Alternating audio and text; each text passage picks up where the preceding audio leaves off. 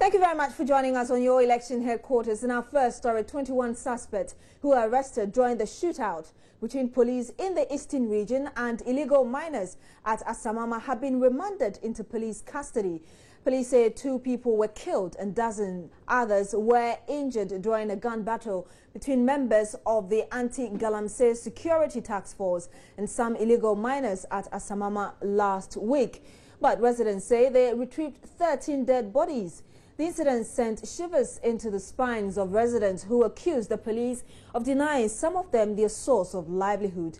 Let's speak to the Regional Police Commander, DCOP Peter King Yentumi Jinaye. He joins us live on the phone now. Good morning to you, sir. Thank you for joining us. Good morning to you, my sister. What were these 21 men charged with? Oh, they were charged with various offenses involving illegal mining. Hello? Yes, I can hear you, sir. Yeah, they were charged with various offenses. So various offenses. Such as what? You mentioned illegal mining and what again? Illegal mining, causing damage, and conspiracy, and a few others. We know that 22 people were arrested during the swoop last week. What happened to the other one? One was granted bail by the court.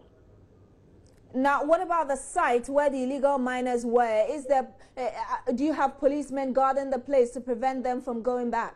We can't have policemen to guard the place. We don't have enough policemen to do that. But we do patrols to the area. Patrols, how often do they go there? Because I think that one of the main responsibilities of the Anti-Galamsey Task Force is to ensure that places such as where those people were are not, mined. Illegal miners are not there. Well, that is up to the task force, which of course I'm not part of. But our team, we have policemen who do patrols around the place since that the incident. We know that after this incident, a lot of the residents were afraid and, some of them were unsure what could happen next. What is the situation in the town now? For now, the situation is calm, but I don't see why they should be afraid because they were not part of the operation. The operation was with security and Galamsey, so I don't see why people in the town should feel afraid. Away from this, we know the police in the eastern region would be meeting leaders of some political parties later this morning. What has necessitated this meeting? It is part of our usual interaction with them since we started preparation towards the 2016 election. We have been meeting with such stakeholders, and this is just part of it. We are learning that one of the reasons the police is meeting the political leaders particularly is because you've realized that they don't trust the police to do a neutral job. Is that the case? Come again?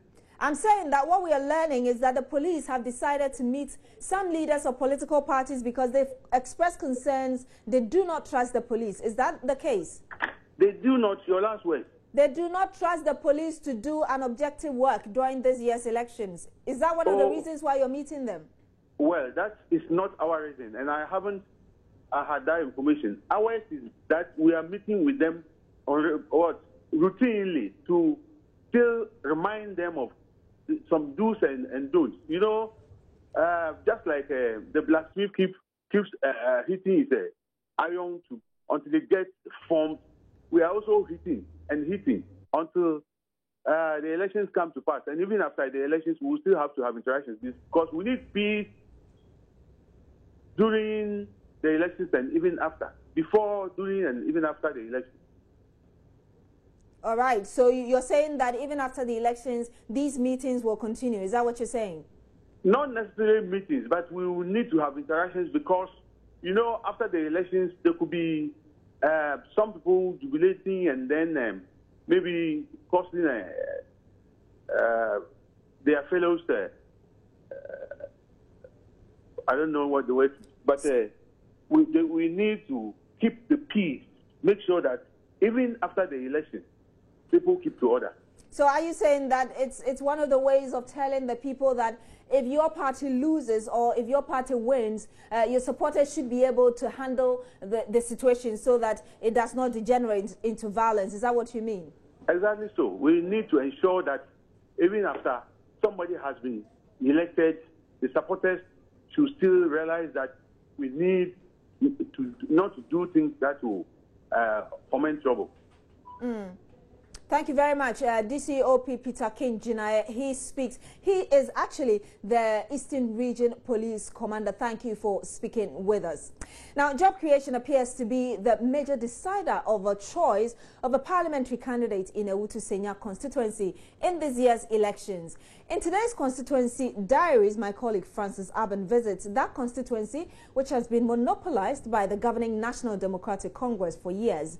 With a seeming fierce battle between the Minister of Foreign Affairs, Hannah Tete, and marketing guru, George Nyei Anda, a new wave of politics is taking root in Ewutu Senya, questioned the Hannah George contest. Constituents have been outlining key issues which will influence the choice of parliamentary candidates in the next administration.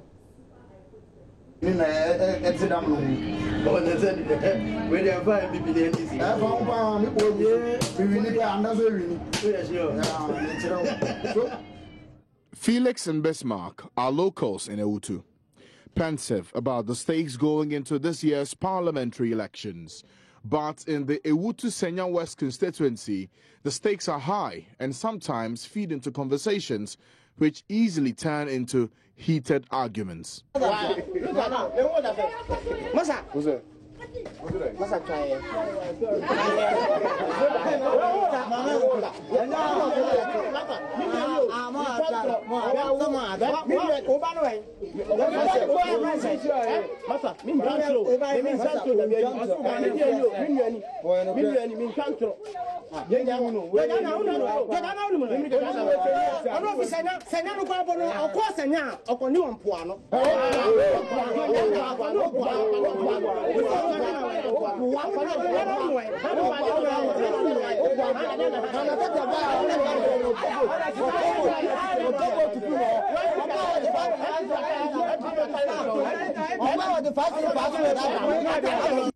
It has been questioned, the Hannah George contest, with a little over 70,000 votes up for grabs.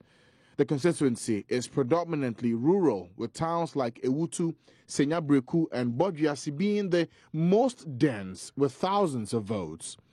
This is arguably the most heated contest for the seat since the year 1996. The NDC has enjoyed monopoly of the seat, winning 5 times, with the MPP riding their luck once in 2004. In 1996, Babalami Abu Sadat beat the MPP's Haruna Iseku by over 9,000 votes. In the year 2000, Hannah Tete Koda took over the baton from the incumbent MP and beat the MPP's John Kojo Aka with the vote difference of 6,174. Then onwards to the 2004 elections, and the MPP, after 2 times of asking, won the parliamentary seat. Ope Abe won, beating the NDC's Moses Ahenfo Akwa with over 13,700 votes difference. In 2008, the NDC fielded a new candidate, David Nanalabi, who took back the seat from the sitting MPP MP in a close race with 2,337 the difference. 2012 saw the comeback of one-time MPs. Hannah Tete had to fend off competition from Ope Abe, winning 23,032 votes as against the MPP's 18,487. So, can Hannah Tete be third-time lucky, or will George Anda seek to break the NDC's winning formula?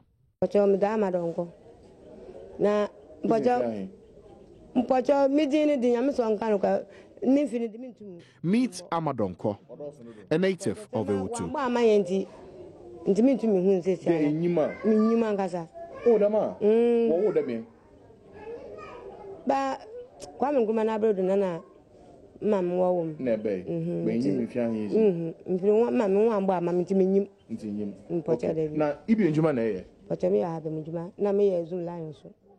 The farmer has been a passionate supporter of the NDC, and this time is no different.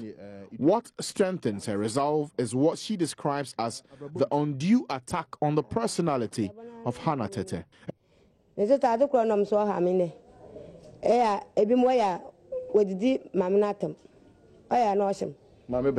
Hi, Mahana. What's it then? What's it? Why then? What Ofi Obratere. Now, I am Amadonko. I don't know my age. I work for the government and Zoom Lion. I don't like the manner in which they attack her personality and arguing about whether she comes from here or not. She hasn't finished her work, but I have hope and I'll vote for her to enable her finish the work. Okay. Now, so no dinner tamochi. And her view represents that of most women I interacted with in the township. Kweku is the owner of a popular drinking spot in Breku, Fresh One. At the entrance of the bar, a signboard with the inscription, "Change has happened in USA, change is coming to Ghana," greets you. But his political measuring rod is an interesting one. You have some cost like a year to add so. A month for 1,000. 1 more. Later, skiing hot into 1 more. Now, a buy a win the bay. And being 2015. Now, 1 more. 1 more. I'm starting in way Kaka, but Sisi or more, Papa. First, and not in your bay, he paid this is in. Oh, first in the navy, I have between your handed Ghana City. The Bazi say they do a crowd 20 Ghana Cities crowd. Okay. Now, what shall we buy her? Actual change in USA, change in Ghana. A MPP nya. And then baby, I'm free. Some actual Damukuti, then baby, I'm free. Baby, I'm free. Intina macho the madam MPP. You're pulling agents. You're pulling agents. Sales have dwindled, and I don't get the money I want. I support the MPP. George will win. Hannah's work has not been impressive over the period. Recruitment no Hannah Hannah Sawateten. Nejmayo say Papa Waha. Busumba Queen about 2 abia and Olba. Oba ya osi. O school fees. So you school fees are out my manful. But Uncle George did friend funeral baba. Friend outdoor baba. And yes, you know I can next year to abandon the mana. Obey baby Papa ma. I then proceeded to Breku Zongo to see if the views are divergent. Let me start with you, sir. What's your name? My name is Kwesi Tamaglo. And you are? I'm an NDC party member. NDC party member. How long have you been an NDC party member? Oh, for a long time. Let me say around 2008. Okay. So you voted in 2008? Yeah. You voted 2012? Yeah. Okay. What about you, sir? Yeah, my name is Abraham. Abraham. I'm called Mandole. Mandole? Yeah. Okay. You also NDC? Yeah, also NDC. Yeah. When was the last time you voted? Oh, like 2002, 2006, 8. Oh, I voted for NDC. I see. All right. What about you, gentlemen? Your names? Autu Kotoko. Autu Kotoko. Yes. Is that your name? My name is Abraham, but the guy name is Autu Kotoko. Okay. And you are what? Oh, my name is MPP. Your name is MPP? Yeah. The party I joined is MPP. I see. Yeah. How long have you been supporting the party? Oh, about more than 12 years. 12 years? Yes. Did you vote in 2008? Oh, I voted. 2012? I used to. Okay. What about you? My name is Daniel. Daniel, what do you do? Are you a student? Are you a worker? What do you do? No, I'm working. You're working? Yeah. What kind of employment are you in? Let's say driving work. Let's say driving work. Yeah, I like driving work. Okay. Gentlemen, let me have the two of you join me now. Let's have a very quick conversation. So for you represent the NDC, you represent the MPP. Let's focus on the parliamentary elections. How do you fancy Hannah Tete's chances in this year's elections? Oh, Hannah Tete, what I see is Hannah Tete will win this election. Why do you say that? 1/3, because Hannah Tete have done a lot of work in this community. What has she done? Oh, she done a lot. Like what? Point me to some. Schools, schools and roads. Let me say road. And after that, she do a lot. Okay. What about you, sir? What kind of things has she done to make you think that she will win this election? Oh, well, I see a lot of things. Something like I see some public toilet in this town, in roads and schools. There are many things like something like Bojasi, Senya, He do a lot of things. So I know you can win the election this year. So for you, Ewutu Kotoko, NDC says Hannah Teta has done a lot to hold on to this seat. Why do you think George Anda stands any chance? Oh, George Anda, there was chance will be so winning. The Amitu George Anda be winning, say, and you might be browing in Krumhan, Mamitu George Anda be winning. And since I'm starting MPP, no. Mean who says any Hannah Teta on your shoe or Krumha until Hannah told me. Who said George Anda why? Oh, George Anda, why you might be George Anda can win. If you look at what he has done so far, giving scholarships and jobs, I know he'll win. He has supported my daughter through school. Scholarship. Into a mommy so cry me back to school free. Why be a mommy? Now, what's what, Daniel? Oh, me to me the under the map power, but me did say under the power. Must be winning. On map power you, but Dabi. And I'm going to do under I didn't want to do under me say under Bapa Masha and easy. Obey na why ya Emma Wunya GD. A monk of us to the advance scholarship in any Yama Bibri. Oh, Casenia na high now Breku Zongo high.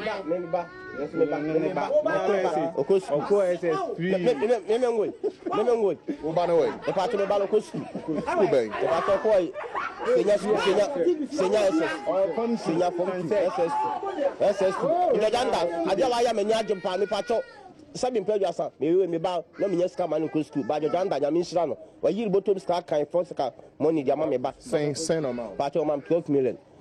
Let me hear 10 million body 2 count, 1,002. Let me hear 10,000 by a man 12. So even as we're covering the politics of this constituency, there's the clarion call for peace in this community, and as you can hear them, these are members of the Seventh-day Adventist Church, and they're doing this nationwide. But it's coincidental, isn't it, that in this constituency where there's been a lot of talk about the two candidates pitting themselves, throwing jabs at each other verbally, which is filtering through into the politics for those on the ground, maybe this march could change things for them.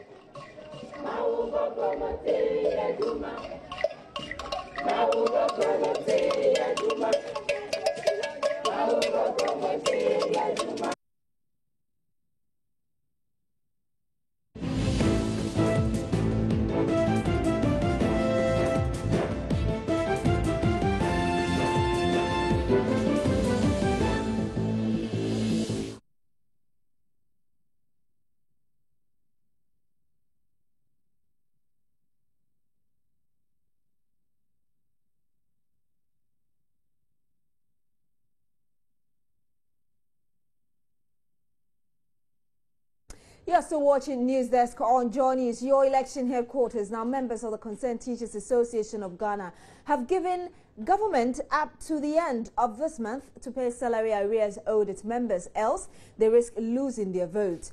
At a press conference held in Wa, the Upper West Regional Chairman of the association, Alhassan Abdallah Salifu, noted that government for the past 3 years has failed to fulfill part of its obligation.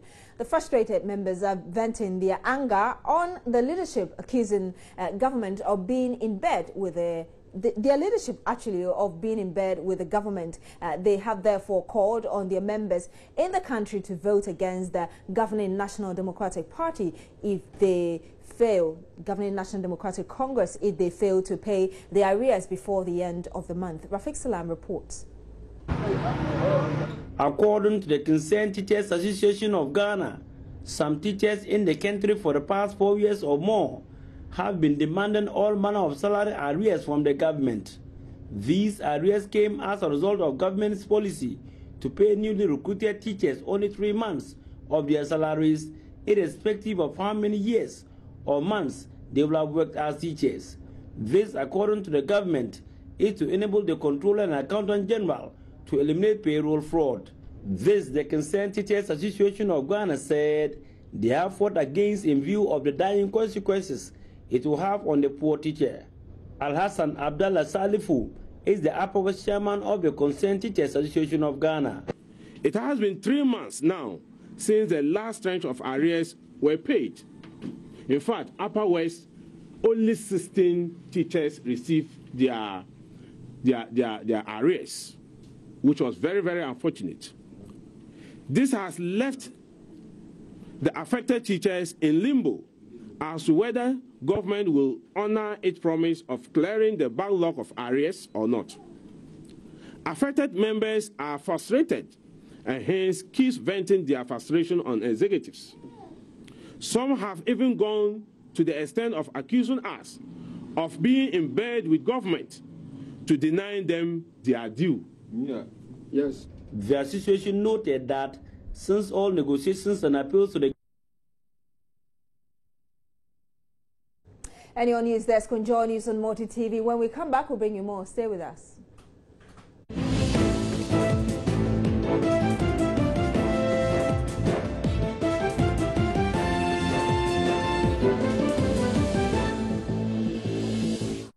Yeah, welcome back to News Desk. Embattled businessman Alfred Agbashiwome is accusing functionaries of the state of perpetrating 419 or fraud against him.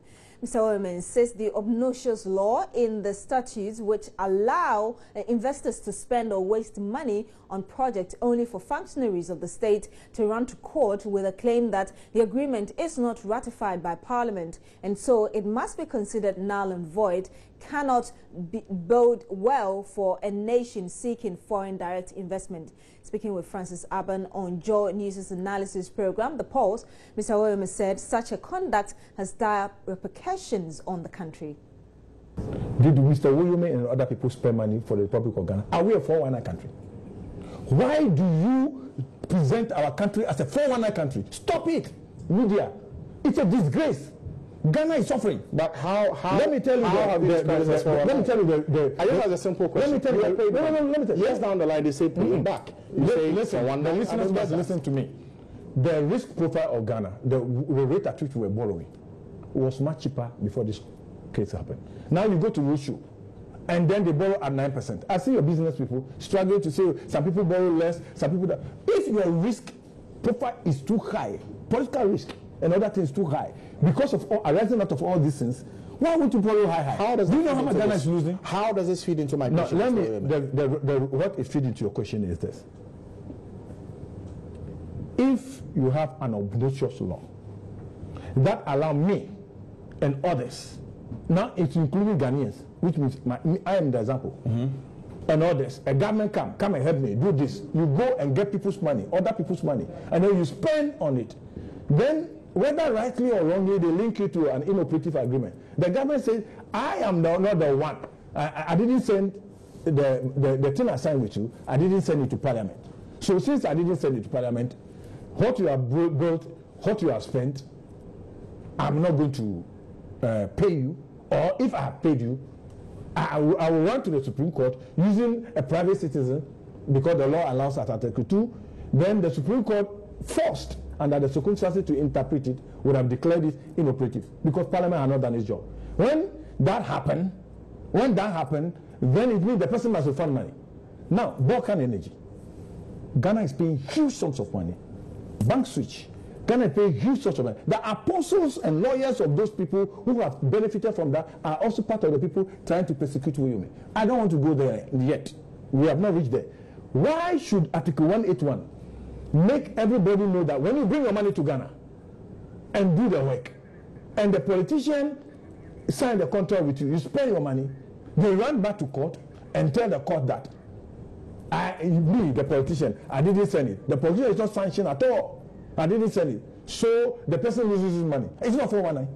This country, that's why I say that I will pursue this case to its conclusion until all the institutions will do the right thing. Ghana and Ghanaians need better thing than this. When you say pursue, I like to understand that what it means is that people's money, banks' money, everything was expended in this thing. We were made to believe that this, and the fruit Ghana wanted, we arrange it. Ghana failed to go and access it externally. When the letter of support says that the expiring date is 28 September 2005. Concurrent approval was given 5th of August, which means government now could have gone there to access the money, which has free money in it.